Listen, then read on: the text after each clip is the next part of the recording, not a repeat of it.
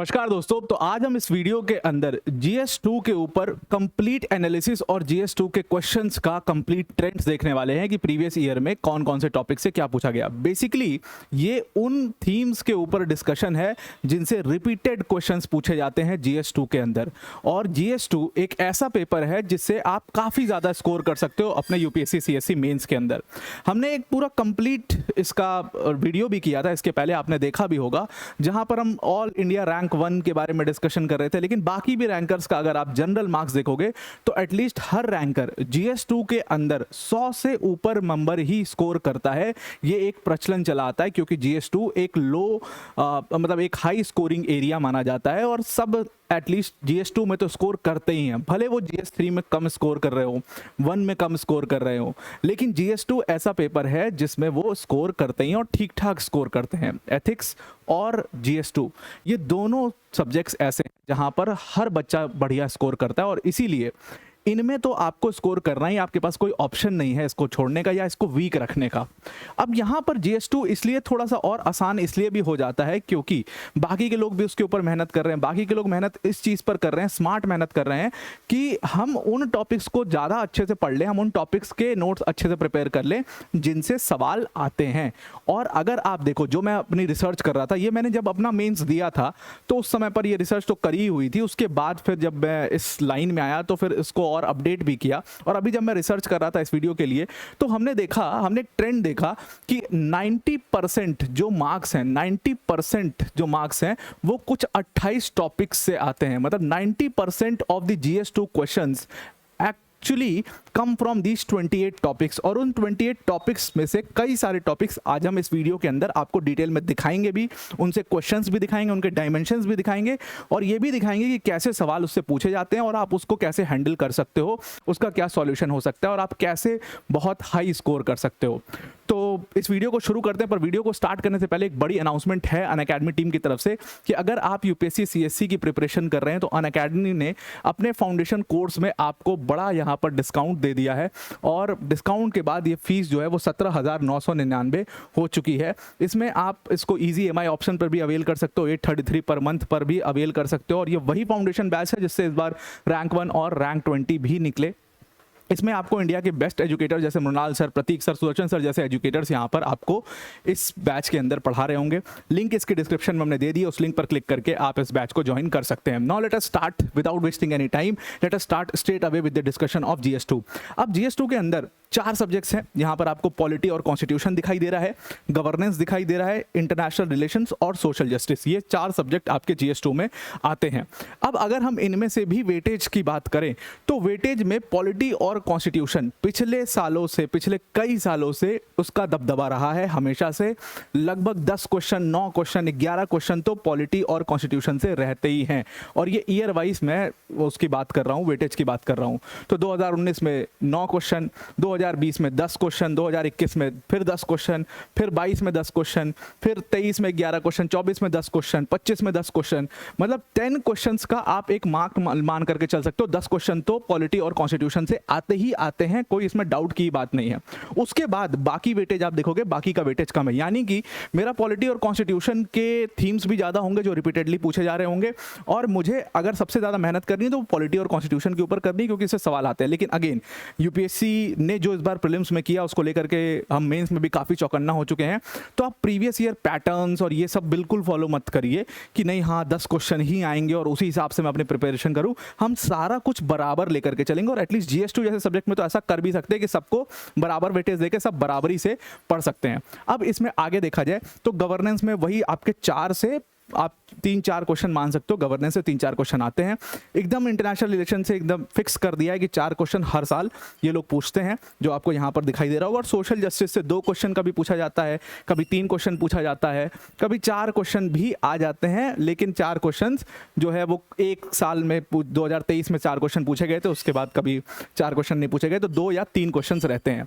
तो यानी कि मुझे मेजर ऑफ द टाइम जो अपना लगाना है वो पॉलिटी और कॉन्स्टिट्यूशन के ऊपर लगाना है। और IR जैसे टॉपिक्स जो हैं वो मेरे लिए ईजिली हो जाते हैं टैकल। मैं उसको बताऊंगा कैसे। इजी टैकल हो जाते हैं। अब अगर इसका सिलेबस देखा जाए तो इसके सिलेबस में काफ़ी मतलब सिंगल लाइन में जो सिलेबस यूपीएससी हमेशा देता है वैसा ही सिलेबस है। यहाँ पर Indian constitutional historical underpinnings, evolution, features, amendments और significant provisions and basic structure. ध्यान रखिएगा, हम जो अपना पूरा कंप्लीट इंडियन पॉलिटी पढ़ते हैं और कॉन्स्टिट्यूशन पढ़ते हैं वो सब कुछ इक्वली इंपॉर्टेंट नहीं है। यहाँ पर मेंस का सिलेबस थोड़ा सा डिफरेंट हो जाता है। कैसे, मैं आपको बताता हूँ। अब देखो, इंडियन कॉन्स्टिट्यूशन इन्होंने लिख दिया है पूरा इंडियन कॉन्स्टिट्यूशन, उसके बाद डैश है historical underpinnings, evolution, features, amendment, significant provisions and basic structure. ध्यान रखना कि इंडियन कॉन्स्टिट्यूशन में भी तुम्हें क्या पढ़ना है वो सामने लिख रहे हैं ये कि हिस्टोरिकल अंडरपिनिंग्स देख लो, इवोल्यूशन देख लो, फीचर्स देख लो, अमेंडमेंट्स देख लो, सिग्निफिकेंट प्रोविजन। सिग्निफिकेंट प्रोविजन लिखने का एक स्पेसिफिक रीजन है कि हम सिग्निफिकेंट प्रोविजन से ही क्वेश्चन पूछेंगे और अभी आपको दिखाई भी देगा वो पूछते भी सिग्निफिकेंट प्रोविजन से ही है। और उसके साथ functions, responsibility of the union and states, issues, challenges pertaining to federal structure, now federal structure, उसके बाद यूनियन एंड स्टेट्स का relation, devolution of powers, devolution of finances, local levels and challenges therein, separation of powers. ये सारे keywords हैं जो आपको इस तरीके से अपने सिलेबस के अंदर, जैसे मैं मार्क कर रहा हूं वैसे आप भी मार्क कर सकते हो। फिर डिस्प्यूट रिड्रेसल मैकेनिज्म्स और उसके institutions then comes the comparison of Indian constitutional scheme, जो डिफरेंट कंपैरिजन होता है कॉन्स्टिट्यूशंस का, पार्लियामेंट एंड स्टेट लेजिस्लेचर्स, उनका structure, functioning, conduct of business और पावर्स, प्रिविलेजेस, इश्यूज और ये सारी चीजें हैं। उसके बाद अगर हम गवर्नेंस का सिलेबस देखें तो स्टैच्यूटरी रेगुलेटरी बॉडीज से गवर्नेंस का सिलेबस यहाँ पर शुरू हो जाता है और इसमें statutory regulatory bodies, quasi judicial bodies, government policies, interventions, development process and development industries, welfare schemes of vulnerable sections, issues relating to development and management of social sector, ये सोशल इश्यूज शुरू हो गया। Aspects of governance, transparency and accountability, e governance, role of civil services, India and its neighbourhood, ये आपका आ गया IR, ये आपका IR हो गया। और इस तरीके से पूरा सिलेबस आपका GS2 का दिया है। ये सिलेबस आप एक बार देख लेना, अदरवाइज मतलब आपको इजीली मिल जाएगा, गूगल पे सर्च कर लेना यूपीएससी CSE मेन सिलेबस, आपको आराम से मिल जाएगा। और आप मेंस दे रहे हो तो आपके पास होगा ही वैसे भी। Now straight away let's come to the topics and the high yielding themes for GS2। अब अगर हम थीम्स की बात करें तो सबसे पहले तो हमें ये देखना पड़ेगा कि हमने इसको कुछ थीम्स में डिवाइड कर दिया। जैसे आप कुछ थीम्स रिपीटेडली अपने पॉलिटी और कॉन्स्टिट्यूशन के पेपर में देखते हो, जैसे आपको एग्जीक्यूटिव और जुडिशरी के बीच का, एग्जीक्यूटिव वर्सेस जुडिशरी वाले क्वेश्चंस खूब दिखाई देंगे, जो मैं आपको दिखाऊंगा भी। फ्रेमवर्क से क्वेश्चन खूब दिखाई देंगे, फेडरल स्ट्रक्चर से क्वेश्चन दिखाई देंगे, लेजिस्लेचर से, कंपैरिजन और कॉन्स्टिट्यूशनल बॉडीज से क्वेश्चंस दिखाई देते हैं। अब इनकी सबसे पहले बात करें, आप देखो रिपीटिशन कितनी यूपीएससी मेंस के अंदर करता है। ये आपका फंडामेंटल राइट है और फंडामेंटल राइट में अगर आप देखो तो 2024 में एक क्वेश्चन आर्टिकल 21 से पूछा, उसके बाद आप देखिए 2022 में जो है आर्टिकल 19 से क्वेश्चन पूछा गया, उसके बाद फिर से वहीं आर्टिकल 21 से राइट टू प्राइवेसी से क्वेश्चन पूछा गया, फिर से आर्टिकल 21 से 2015 में क्वेश्चन पूछा गया। मतलब दो आर्टिकल्स हैं, आर्टिकल 19 एंड आर्टिकल 21, इनसे ये लोग रिपीटेड क्वेश्चन यहाँ पर आपको दिखाई दे रहा है कि बार बार पूछते हैं। और ये मैंने वेरियस पेपर्स को जब एनालाइज किया तो मुझे ये चीज़ समझ में आई। और इसमें भी एक टेक है, जब भी कोई रिसेंट लैंडमार्क केस आता है, लैंडमार्क जजमेंट आती है, जैसे आप देखो कि इस बार एक बहुत बड़ी जजमेंट आई जिसमें राइट टू बी फॉरगॉटन आया। मैंने अभी शॉर्ट्स में उसको डिस्कस भी किया था और उससे रिलेटेड दिल्ली हाई कोर्ट ने जजमेंट भी दिया था। तो right to be forgotten becomes very important. अब उसके इस एंगल्स, जैसे ये देखो कितना अच्छा क्वेश्चन इन्होंने बनाया, राइट टू प्राइवेसी से क्वेश्चन है, लेकिन क्योंकि ये प्राइवेसी ऑलरेडी पूछ चुके थे तो स्ट्रेट अवे प्राइवेसी नहीं पूछ सकते थे, तो उसमें थोड़ा सा एक स्टेप ये डीपर गए। इन्होंने बोला कि right to privacy is an intrinsic right under article 21। Now explain in the reference discuss the law relating to DNA testing of a child in the womb of to establish its paternity। ये question इसलिए पूछा गया था क्योंकि supreme court की एक recent judgement थी, उससे रिलेटेड इसलिए इस सवाल को पूछा गया था। तो जो भी रीसेंट जजमेंट या लैंडमार्क जजमेंट्स आती हैं उसके ऊपर से, और अगर 19 और 21 से रिलेटेड है, which is very very important fundamental rights में, तो उससे सवाल पूछ लेते हैं। इसमें आप 32 जुडिशियल रिव्यू भी प्रिपेयर कर सकते हो, उससे भी सवाल आपके लिए बन सकता है। तो ये रिपीटेड हमने थीम देखा, ये एक आपके लिए रिपीटेड थीम हो जाएगी। उसके दूसरी सबसे रिपीटिशंस जिस थीम की होती है, मैंने पिछले कुछ सालों में ये नोटिस भी किया है कि UPSC has been asking questions on environment. तो इन्वायरमेंट में आपको कई सारे क्वेश्चंस ओवर द ईयर्स देखने को मिल सकते हैं और इस बार भी इन्वायरमेंट के ऊपर क्वेश्चन पूछा जा सकता है। जैसे उसने इन्वायरमेंट सुप्रीम कोर्ट का जो मोस्ट केसेस थे उसके बारे में पूछ लिया था। उसके बाद does the right to clean environment entail legal regulations on burning crackers during Diwali के समय पर बैन वैन हुआ था तो उससे रिलेटेड क्वेश्चन पूछ लिया था। और उससे पूछा था क्या दिवाली पर ही क्रैकर्स को बैन करना ही बस है क्या और चीज़ें एनवायरनमेंट को इम्पैक्ट नहीं करें क्या, उसके लिए हमें कुछ नहीं करना चाहिए, ऐसे क्वेश्चंस उन्होंने पूछ लिए थे। हालांकि ये एरिया है GS3 का, लेकिन इसने उसको पॉलिटी से रिलेट करके, उसको लैंडमार्क जजमेंट से रिलेट करके, कोर्ट से रिलेट करके, पॉलिसीज से रिलेट करके यहाँ पर भी सवाल पूछ लिया। तो इन्वायरमेंट आपकी सेकंड इंपॉर्टेंट थीम बन जाती है और मुझे लगता है इसका 1 पेजर नोट्स आपके पास रेडी होना चाहिए या इसके नोट्स आपके पास रेडी होने चाहिए जो आप एग्जाम में एज इट इज लिख पाओ। और इनका पूरा एजेंडा क्या है इन हाई प्रायोरिटी थीम्स आपको बताने का, इसका पूरा एजेंडा यही है कि आप इसको एग्जाम में जैसे ही क्वेश्चन है आपके पास रेडीमेड उसके इंट्रोडक्शन हो, आपके पास रेडीमेड डेटा हो, फैक्ट्स हो, आपको डायग्राम भी पता हो कि मुझे यही डायग्राम बनाना है। अगर इससे रिलेटेड अगर मैंने ये वर्ड क्वेश्चन में देख लिया है तो मुझे ये डायग्राम्स बनाने हैं, तो उस हिसाब से आपके लिए ये सारी चीजें तैयार होनी चाहिए जब आप रिपीटेड थीम्स देख रहे हो। तो इन्वायरमेंट एक बहुत ही इंपॉर्टेंट थीम रही है। इसके बाद सबसे important nature of Indian federalism. Nature of Indian federalism में आप एक चीज नोटिस करिए कि यहां पर इसने CCI से क्वेश्चन पूछा कंपटीशन से, उसके बाद फेडरल सुप्रीमेसी से क्वेश्चन पूछा, principle of federal supremacy and harmonious construction, उसके बाद article 370 temporary provision of Jammu and Kashmir 2016 में क्वेश्चन पूछा गया, उसके बाद कोऑपरेटिव फेडरलिज्म पे क्वेश्चन पूछा गया। मतलब इस तरीके से फेडरलिज्म के ऊपर एक सवाल तो आता ही आता है, यानी कि इसमें आपको 2-3 डायमेंशंस पर तो बहुत ज़्यादा काम करना होगा। अब देखिए जैसे ये वाला क्वेश्चन है, explain the significance of 101st constitutional amendment act, to what extent does it reflect the accommodative spirit of federalism. So यहाँ पर the spirit of federalism and the dimensions of federalism, कोई लॉ बन रहा है, so whether that law is in favour of federalism और not. जैसे GST reforms आ रहे हैं तो क्या वो फेडरलिज्म को खत्म कर रहे हैं या स्ट्रॉन्ग कर रहे हैं, ये क्लैरिटी आपको होनी चाहिए। And how exactly they are contributing to federalism, the dimensions of federalism, the structure of federalism, the framework around federalism, how the centre policies are being done in the favour of federalism, और या unitary system को वो strong कर रही हैं। तो ये clarity आपके पास होनी चाहिए। फेडरलिज्म एक बहुत ही रिपीटेड थीम है और जो भी रीसेंट लॉज होते हैं या जो भी रीसेंट अमेंडमेंट लॉज होते हैं जो न्यूज़ में रहते हैं उनको रिलेट करके फेडरलिज्म से इस तरीके के क्वेश्चंस आपके लिए बनाते हैं। तो 2-3 चीज़ है, फेडरल स्ट्रक्चर एंड चैलेंजेस और उसके साथ साथ Indian constitution special provisions for state. ये 2 चीज़ें फेडरलिज्म जैसे ही आता है, फेडरल नेचर जैसे ही आता है, ये 2 टॉपिक्स आपको बहुत अच्छे से प्रिपेयर कर लेने हैं।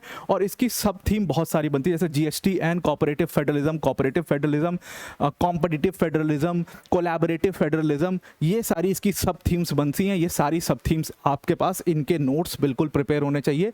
और judicial doctrines in federal structure, ये भी एक आपकी इंपॉर्टेंट थीम बन जाती है। Then comes the separation of powers, और सेपरेशन ऑफ पावर्स में ये जो थीम है ये बहुत ही ज़्यादा मतलब रिपीटेड, बहुत ही ज़्यादा। आप देखिएगा हर साल में ये एकदम सेम चीज़ कर रहे हैं सेपरेशन ऑफ पावर्स में। ये जुडिशरी वर्सेस एग्जीक्यूटिव, जुडिशरी यहाँ पर मैं बना भी देता हूँ, जुडिशरी वर्सेस एग्जीक्यूटिव और उसके साथ एंड लेजिस्लेचर। तो ये इसी के अराउंड क्वेश्चंस आपसे पूछते रहेंगे, जैसे constitutionally guaranteed judicial interdependence prerequisite of democracy. So एक आपको कोड दे दिया और कह दिया now comment on this, discuss the desirability of greater representation to women in higher judicial ensure diversity, equity and inclusiveness.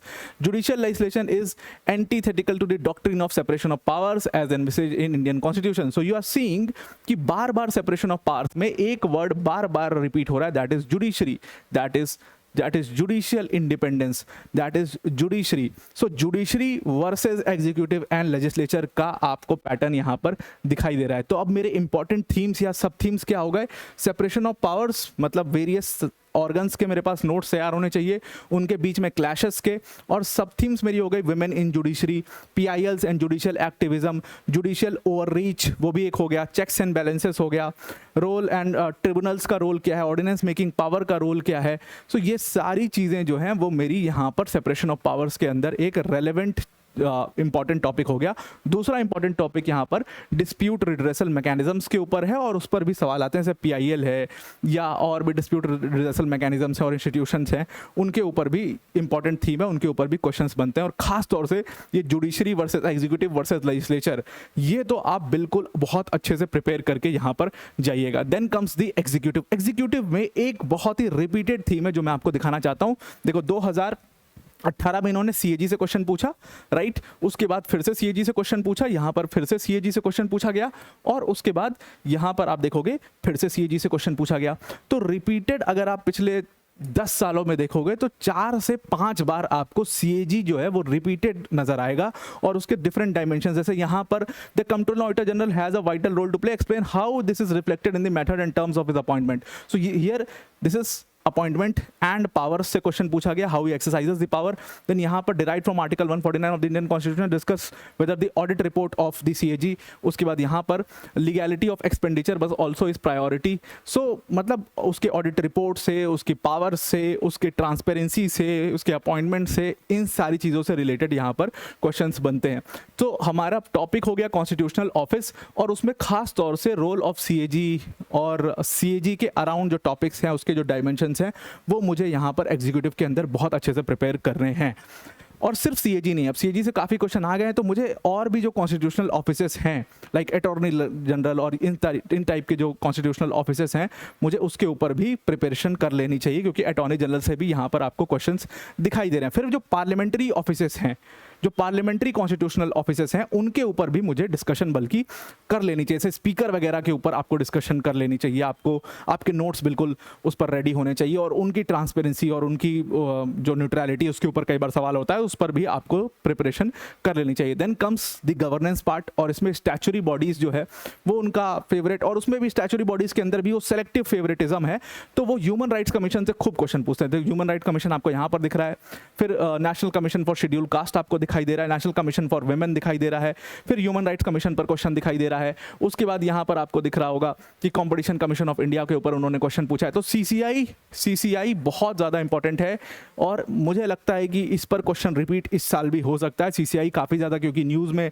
हमेशा बना रहता है और हमेशा रहता है, और इसीलिए कंपटीशन कमीशन ऑफ इंडिया तो आप बिल्कुल बहुत अच्छे से प्रिपेयर यहाँ पर करके जाना।